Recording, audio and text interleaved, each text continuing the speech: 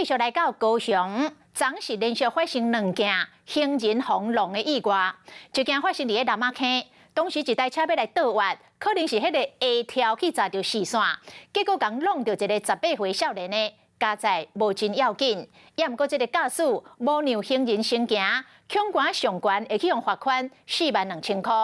另外一件是发生伫仁武区，这件就是行人唔对路，闯红灯，佮无行斑马线，互对向直行的机车甲整落，2个人拢喷飞，疼甲倒伫个涂骹哀哀叫。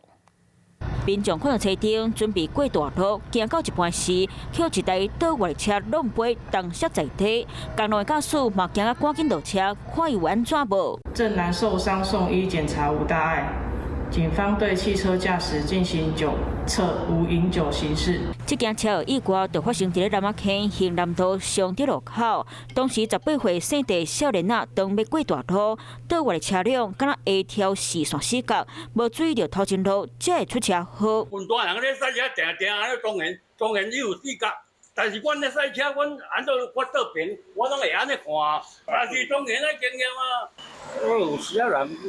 我也小可会试过啦，嘛是老啊驶啊。即摆甲汽车驾驶开罚，上悬扣罚4万2。若同一天暗时仁武嘛传出民众扣弄到意外，当时穿深色衫的查甫人准备要行过黄金路成功路口，伊为了方便无行斑马线，佮违规弄红灯，结果后一秒直起机车看到了后，已经未负启动啊，就安尼甲伊弄落去，互两个人拢倒在地，哀个真大声。行人忽然闯红灯，且不在发射之人行道通行，违反道路交通管理处罚条例，警方依法治单处罚，可处新台币500元。虽然讲民众抵用条款，毋过嘛是依照规定行伫咧斑马线顶。行路人啊，紧紧行过啦，莫他妈白目安尼啦！